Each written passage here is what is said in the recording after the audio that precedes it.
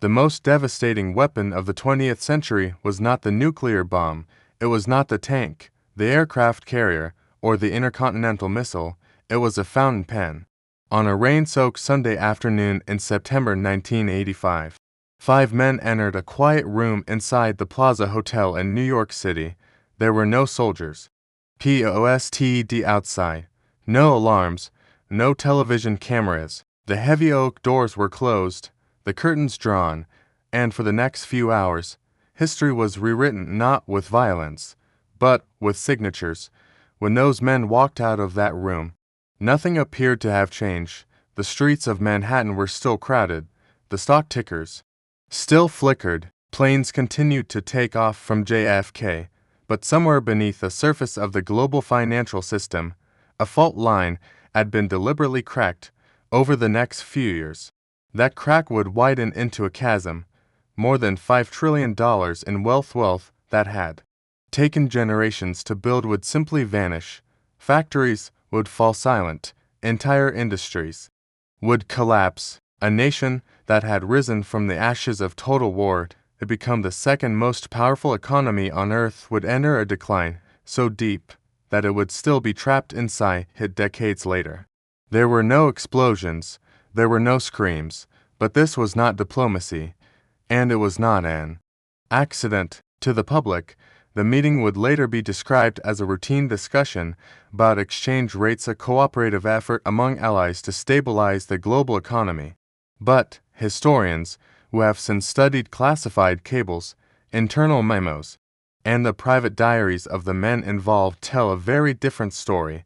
What happened in that room was not economic management, it was an execution, a calculated decision by a superpower that had grown terrified of being replaced, a decision to cripple its closest ally before that ally could become its successor.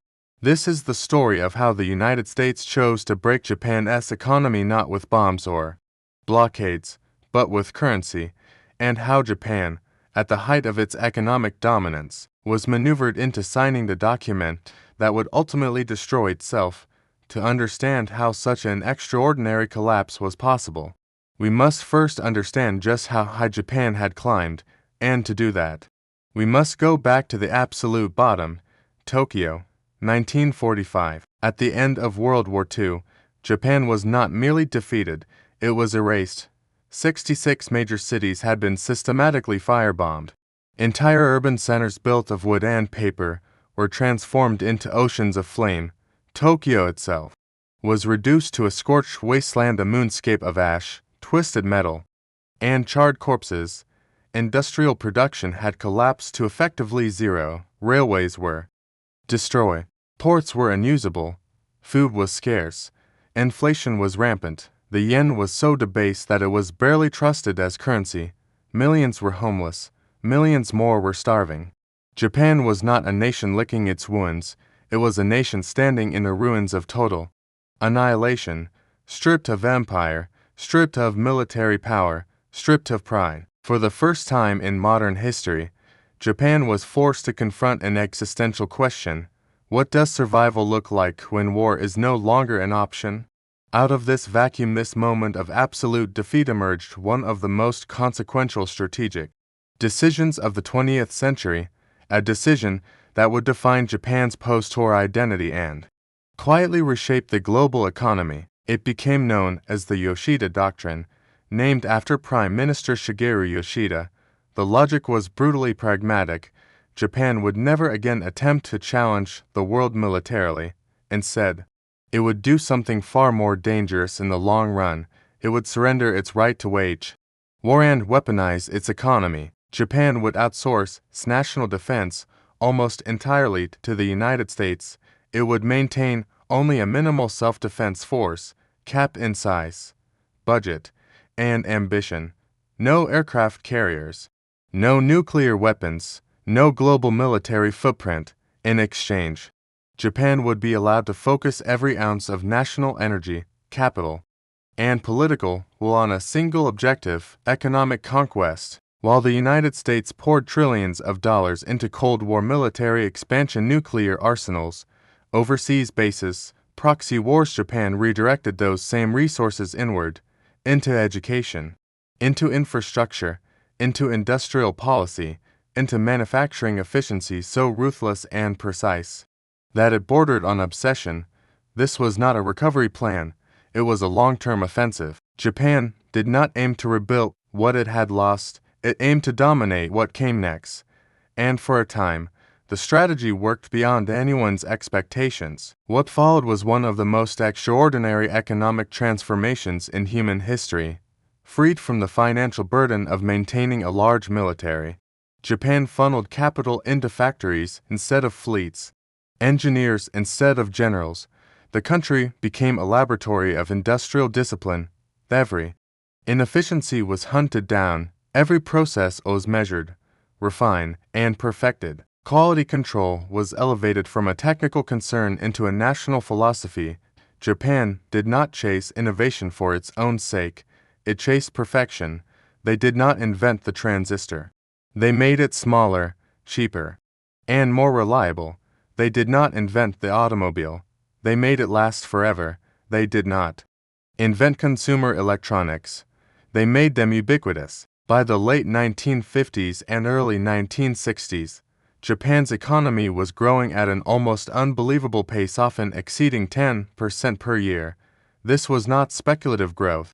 It was grounded in physical output: steel, ships, automobiles, televisions, radios, and semiconductors pouring out of hyper-efficient factories. Japanese corporations adopted long-term planning horizons that Western firms, obsessed with quarterly earnings, could not match. Banks, manufacturers, and government ministries worked in quiet coordination, aligning credit, production, and exports toward a single goal: global market dominance.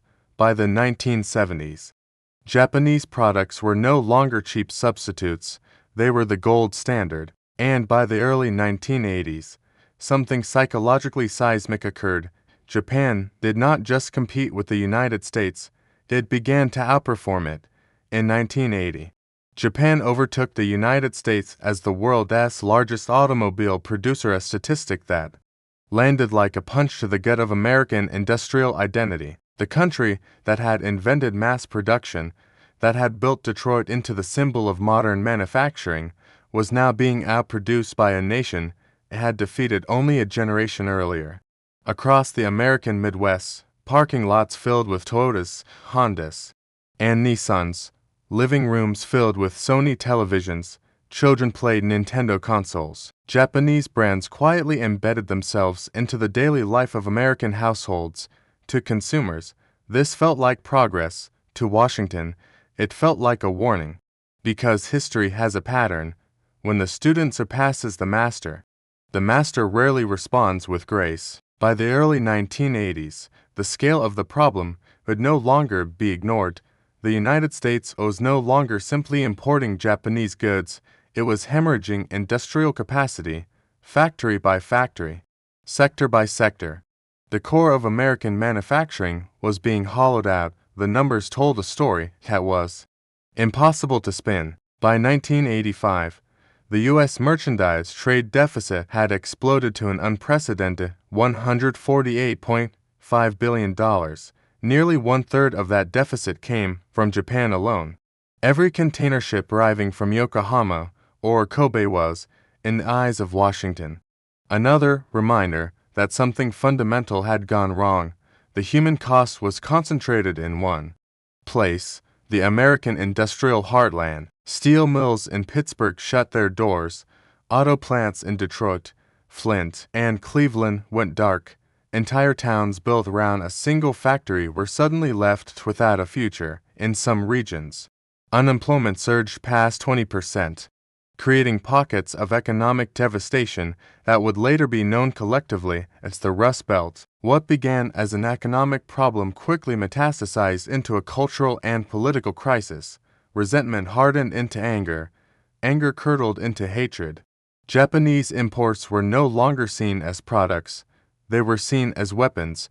In July 1987, U.S. congressmen staged a spectacle that perfectly captured the national mood.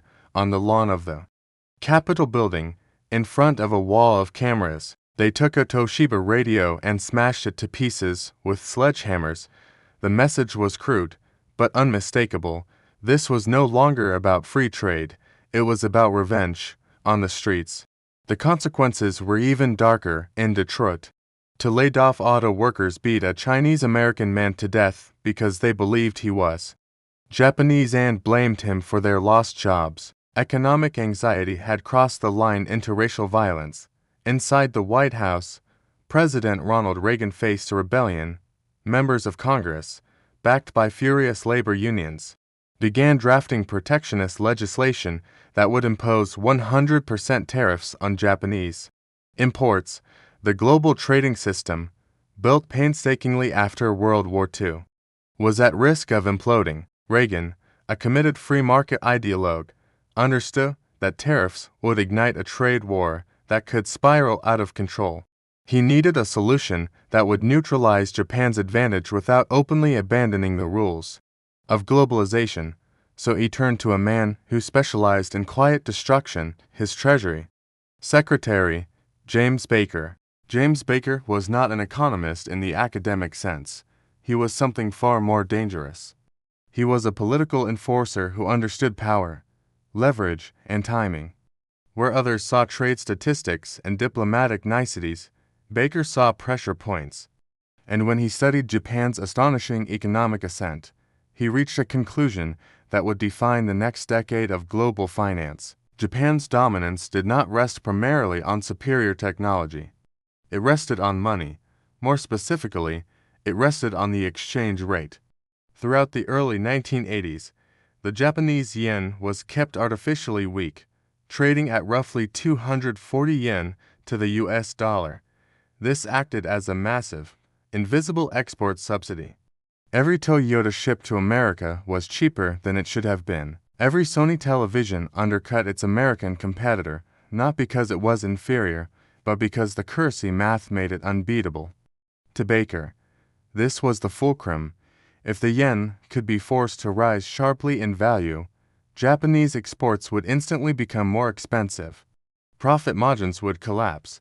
The trade deficit would shrink not through tariffs or quotas, but through arithmetic. It was an elegant solution, and a ruthless one. But there was a problem. Currency markets are vast, decentralized, and notoriously difficult to control. No single country, not even the United States, could force such a dramatic shift alone without triggering chaos. To make the plan work, Baker needed something unprecedented. He needed coordination. Specifically, he needed the world's major economic powers to move together to manipulate currency markets in unison. And most importantly, he needed Japan itself to consent to the operation. In other words, the victim had to sign the execution order. During the summer of 1985, Baker began sending out secret invitations to the finance ministers of the G5 nations, the United States, Japan, West Germany, France, and the United Kingdom. The meeting would take place on neutral ground, away from prying eyes. The location chosen was symbolic and strategic, the Plaza Hotel in New York City. The date was set for September 22, 1985. The trap was being assembled. The secrecy surrounding the meeting was obsessive. The invitations were classified. The agenda was deliberately vague. Every precaution was taken to ensure that currency traders, speculators, and the financial press remained completely unaware of what was about to happen. If the markets caught wind early, the entire operation could unravel. In Tokyo, the precautions bordered on espionage. Japan's finance minister, Noboru Takashita, understood that even his physical movements could attract attention.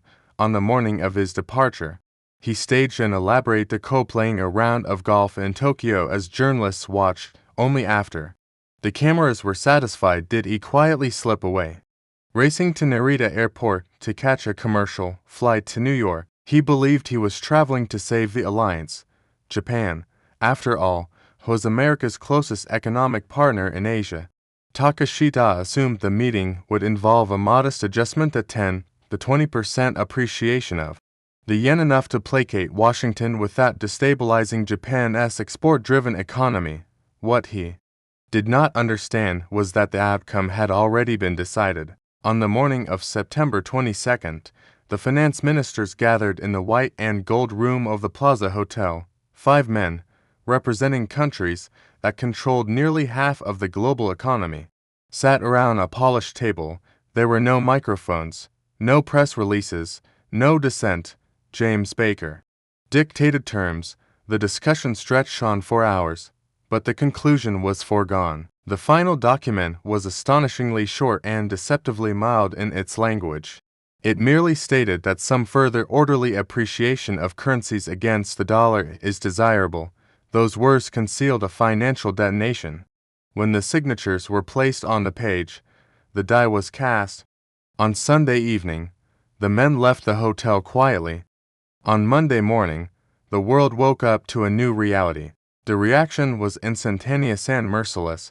When global currency markets opened on Monday morning, there was no confusion, no hesitation, and no debate.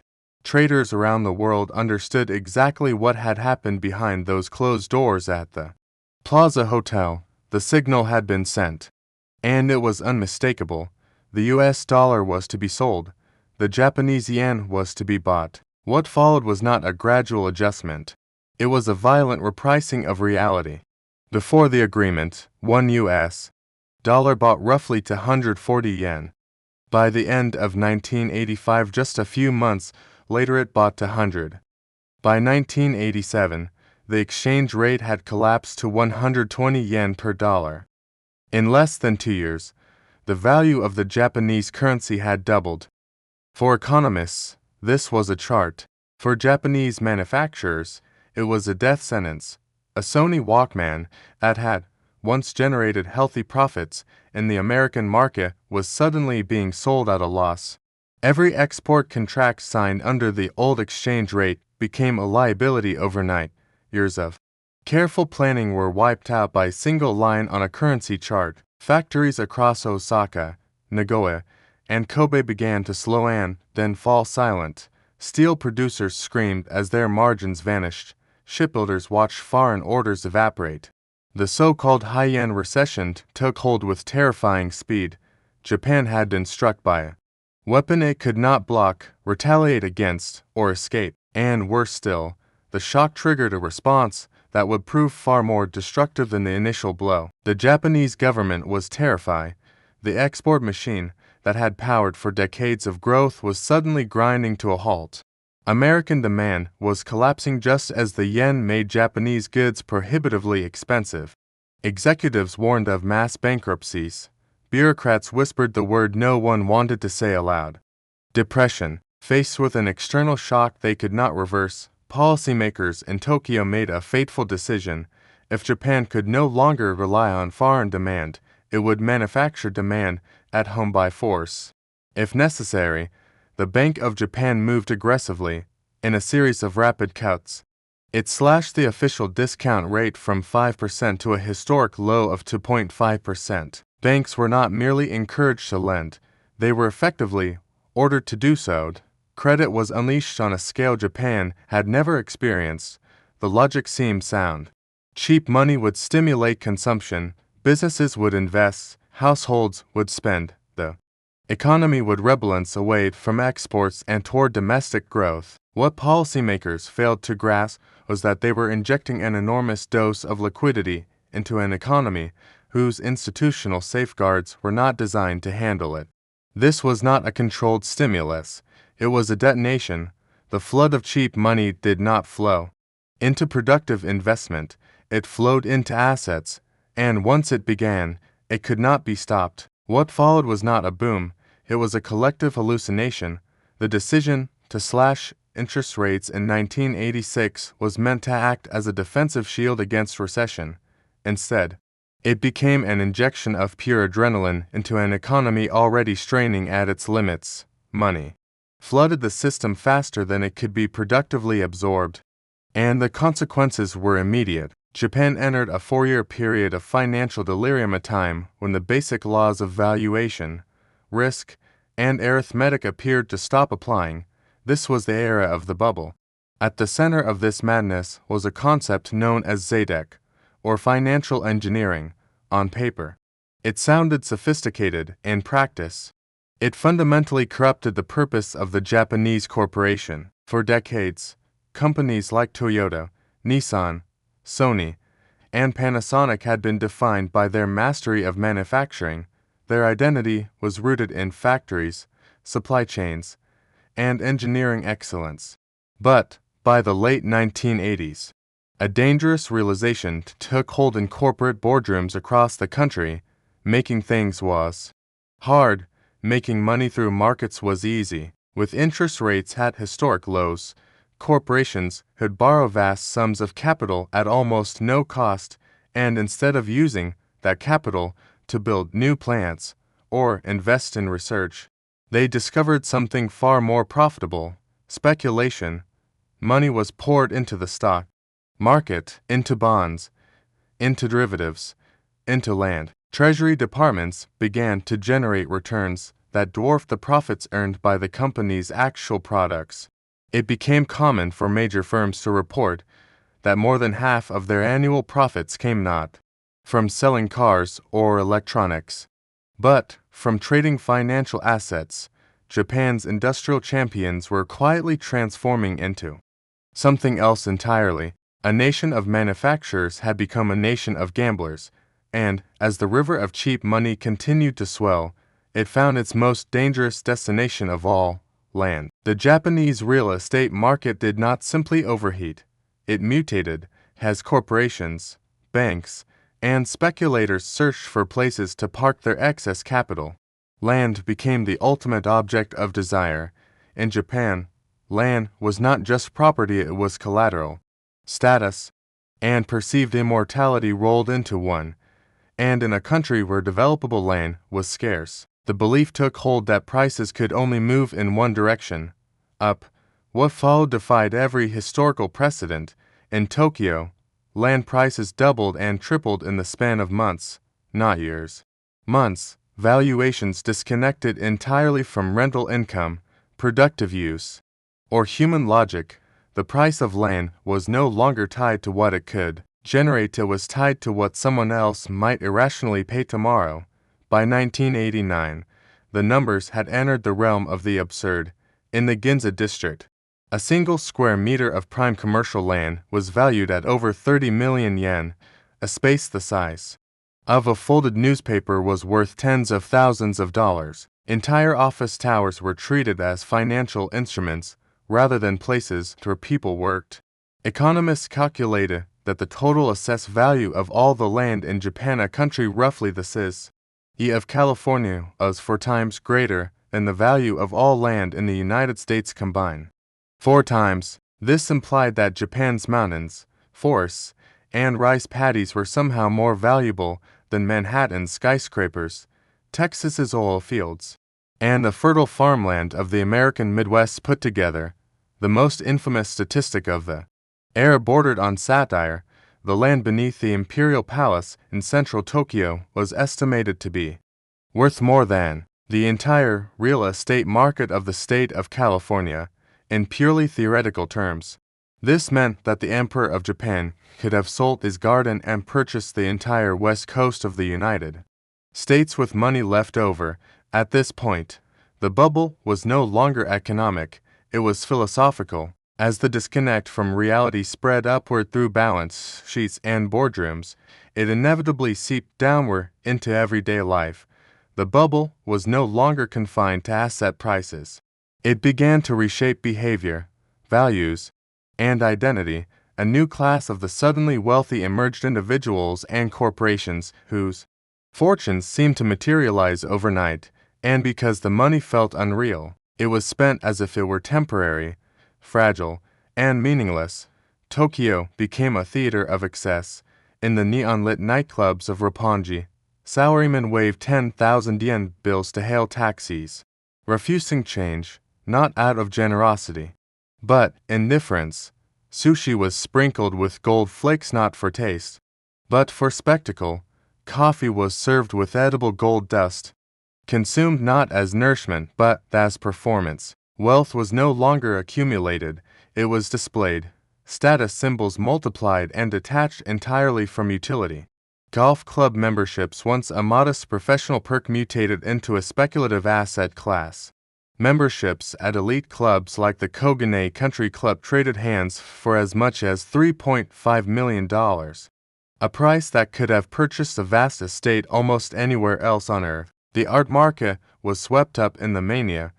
Japanese buyers descended on auction houses in London and New York with an insatiable appetite for Western masterpieces.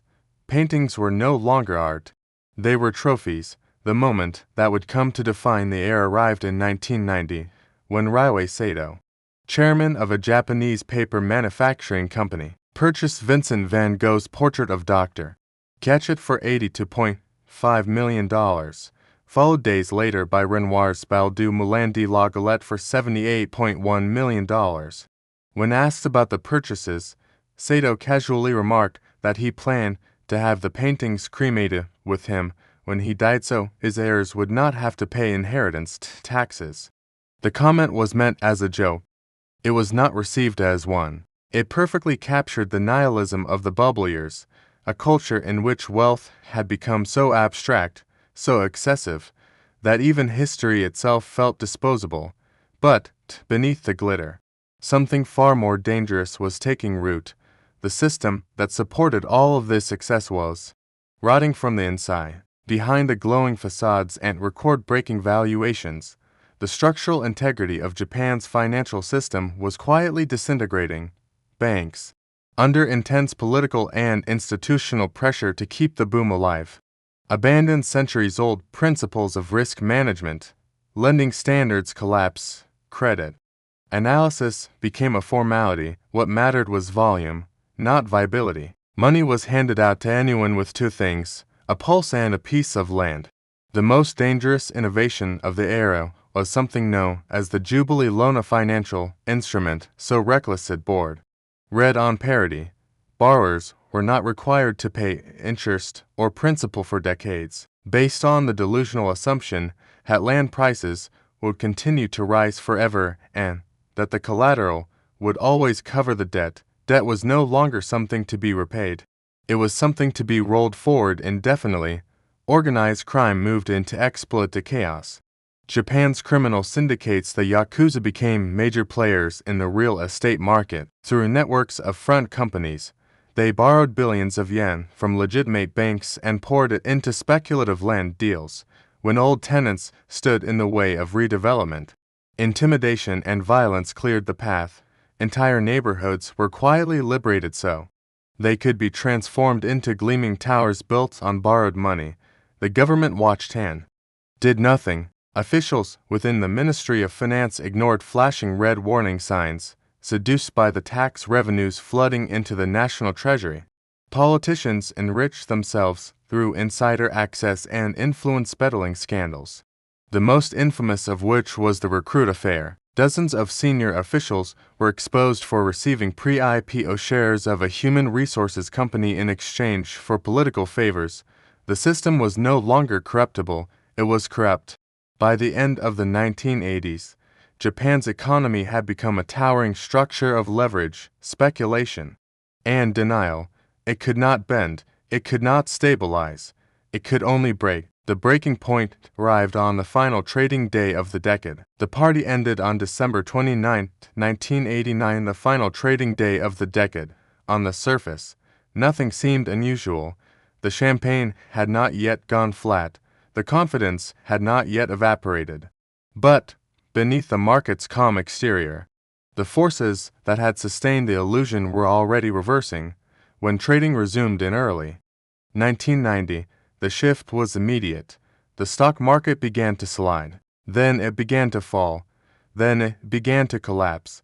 The Nikkei 225, which had soared to nearly 39,000 points at its peak, started shedding value at a speed that stunned even seasoned investors. Trillions of yen evaporated in weeks. By August of 1990, the index had lost nearly half of its value, obliterating the savings of millions of ordinary citizens who had been drawn into the market at the height of the mania. The real estate market followed with a cruel delay. For months, many clung to the belief that land was different, that property, unlike stocks, could not truly fall. That belief was shattered slowly, then relentlessly. Prices began a long, grinding descent that would last 4 years. In some regions, land values would eventually fall by 80% from their peaks. Corporate balance sheets, once celebrated as symbols of invincibility, were revealed to be riddled with toxic assets. Companies that had appeared immensely profitable during the Zaytech years were suddenly insolvent. Banks found themselves holding trillions of yen in non-performing loans, backed by collateral that was now worth a fraction of its assumed value. This was not a paper crisis, it was a human one. Bankruptcies surged, careers ended overnight. Men who had been captains of industry one week found themselves disgraced and destitute the next. In a culture where honor, responsibility, and faith carried immense weight, the psychological toll was catastrophic. Reports of suicides, executives, managers, and bank branch heads began appearing with disturbing regularity in the morning newspapers. Some left notes apologizing to their families. Others left nothing at all. The economic miracle had not merely reversed, it had turned inward and devoured its creators. The collapse did not end with the crash, it metastasized. Throughout the 1990s and into the early 2000s, Japan entered a prolonged state of economic paralysis that came to be known as the lost decades, though the term itself understates the scale of the damage. Growth vanished, prices fell, wages stagnated, confidence evaporated. Banks that should have been allowed to fail were kept alive through government bailouts, creating an ecosystem of zombie institutions that existed only on life support. These banks could not lend, could not invest, and could not cleanse their balance sheets without admitting the full extent of their losses. So the system froze. A generation paid the price. Young workers graduated into an economy with no jobs, no security, and no clear path forward. Many were forced into unstable part-time or contract work, becoming what the media labeled the freeders, a cohort permanently locked out of the traditional lifetime employment system that had once been the backbone of Japanese society. Economic insecurity rippled outward, reshaping demographics and culture. Marriage was delayed. Birth rates collapsed. Risk-taking disappeared. The dynamism of the post-war era was replaced by caution, pessimism, and quiet resignation. Japan did not experience a single catastrophic moment like the crash of 1929 in the United States. Instead, it endured something more insidious, a slow erosion of potential. Decades in which the future seemed perpetually postponed. The country that had once terrified the world as an unstoppable economic predator was now cited in textbooks, though warning a case study in how wealth, when mismanaged, can calcify into stagnation. But the deeper question remained unresolved. Was this simply a tragic self-inflicted collapse? Or had the trap been sprung long before the bubble burst? This was not merely a market correction, it was the systematic dismantling of an entire economic model. The Japanese bubble did not arise in a vacuum, and its collapse cannot be understood as a simple story of greed or excess. Those forces existed, undeniably, but they were activated deliberately by an external shock engineered at the highest level of global power. The Plaza Accord was not an accident of diplomacy, it was a strategic maneuver. By forcing a dramatic revaluation of the yen, the United States neutralized its most formidable economic rival without firing a single shot. Japan was pushed into a monetary corner where every available escape route led to self-destruct. Faced with a surging currency and collapsing exports, Japan chose the only tool it believed it had left: money creation. That decision lit the fuse of the greatest asset bubble in modern history. And when the bubble burst, the damage proved permanent. The wreckage of the 1990s, the zombie banks, the lost generation, the demographic decline, the chronic deflation can all be traced back to that signature inside a quiet hotel room in New York. In the world of high-stakes geopolitical finance, alliances offer no immunity. There are no permanent friends. There are no permanent enemies. There are only permanent interests, Japan learned, at tremendous cost, that the most dangerous invasion does not arrive with tanks or missiles. It arrives disguised as cooperation, as stability, as a helping hand, and by the time the victim understands what has happened, the damage is already irreversible.